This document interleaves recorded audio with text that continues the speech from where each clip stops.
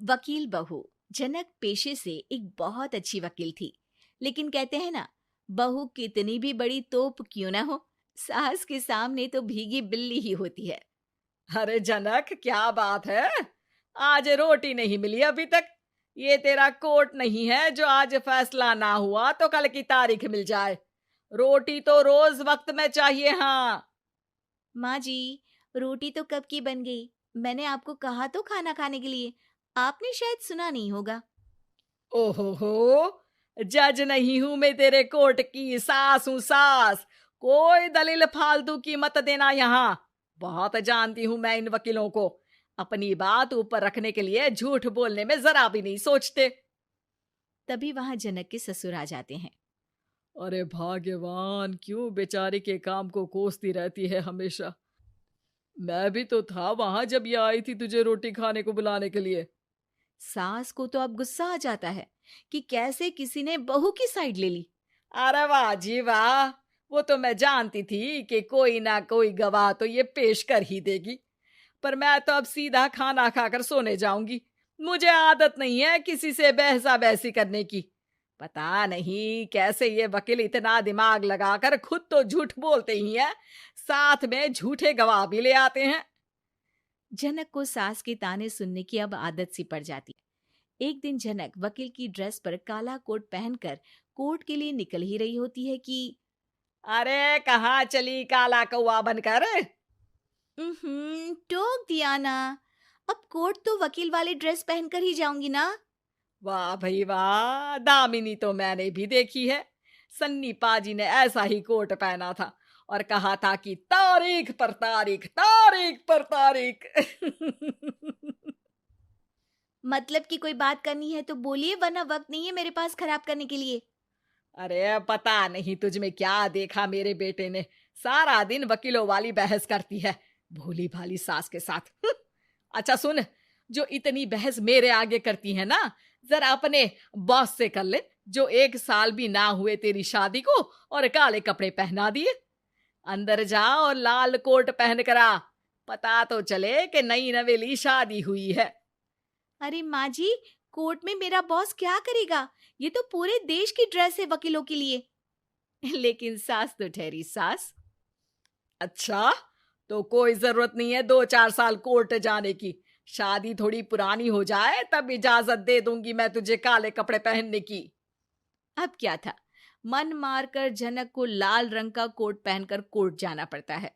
उसके जाने के बाद आहा, बढ़िया, ये पूरे देश की ड्रेस की बात करने वाली। अरे पहना दिया ना लाल कोट। अब सास आए दिन या तो जनक को उसके काम का ताना देती या फिर उसका काम छुड़वा देने की धमकी। तंग आकर एक दिन जनक पति से कहती है, मैं सोच रही हूँ कि कोर्ट जाना बंद ही कर दूं। अरे क्यों यार, इतना अच्छा करियर है, क्यों छोड़ने की सोच रही हो? अरे लाल रंग का कोट पहनकर जाना पड़ता है।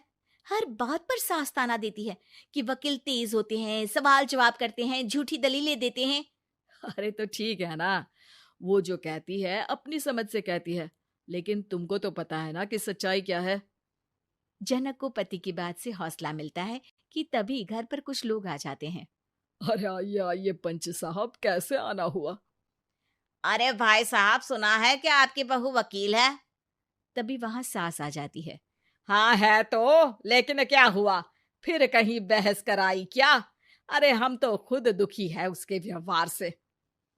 अरे भाभी जी, आपको तो पूरा मोहल्ला जानता है कि आप कितना बोलती है। फिर हम यहाँ बहू रानी की कोई शिकायत नहीं, बल्कि अपनी परेशानी लेकर आए हैं। ससुर जी खुश हो जाते हैं। हाँ हाँ, मैं भी बहू को बुलाता हूँ।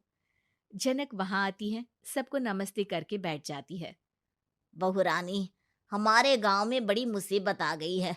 अब तो पूरे गांव की जिम्मेदारी मानो तुम्हारे कंधों पर है। अरे ना ना, इससे तो घर की जिम्मेदारी पूरी नहीं होती, ये गांव की जिम्मेदारी क्या लेगी? भाभी जी, आप चुप हो जाओ। यहाँ पढ़े लिखे लोगों की बात हो रही है। आप जाओ, जरा रसोई से सबके लिए चाय लेकर आओ। अब मैं कॉफी लूंगी। हाँ हाँ, वकील साहिबा के लिए कॉफी। सास सर पैर सब पटक कर वहां से निकल जाती है।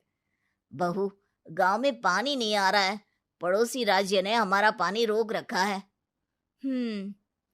इसका मामला तो बड़े कोर्ट में चलेगा पंच जी, लेकिन ऐसा क्यों?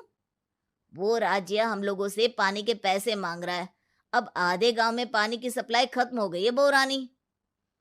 अच्छा पंच साहब, बात गांव की है तो मैं जरूर केस लड़ूंगी। यहाँ एक बार फिर सास की एंट्री हो जाती है। अरे वाह जी वाह, ये काम करवा लो आप हमारी बहू से, बहुत अच्छा करती है। मैं हूं सीधी सादी सास। इस लड़की ने कैसे लड़ लड़ कर मुझे साइड कर रखा है, ये तो अब आपको पता चल ही जाएगा। अरे भाभी जी, आपकी आवाज तो पूरे गांव को सुनाई पड़ती है जब आप बहू रानी को सुंदर वचन सुना रही होती हैं। अरे वकील बहू मिली है, फक्र करो फक्र। हाँ जी हाँ, सारी फकर तो हम लोग ही करें। खैर, अब जो केस लड़ेगी और पानी गांव में आ जाता है तो पंच साहब लिख कर देना होगा कि हैंड पाइप में सबसे पहले मेरी बाल्टी और घड़ा भरेगा। अरे फिर तो हम बहू रानी के नाम पर घर पर ही सप्लाई दे देंगे, लेकिन ये इतना आसान नहीं है। बहू, गांव के पास अभी वकील करने की भी पैसे नहीं है तो।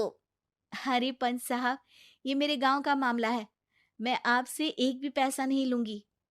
सास को बहू की बात पर गुस्सा आ जाता है, लेकिन सबके जाने के बाद झनक मन लगाकर गांव की परेशानियों को दूर करने में लग जाती है। और वो दिन भी आता है कि झनक केस जीत जाती है।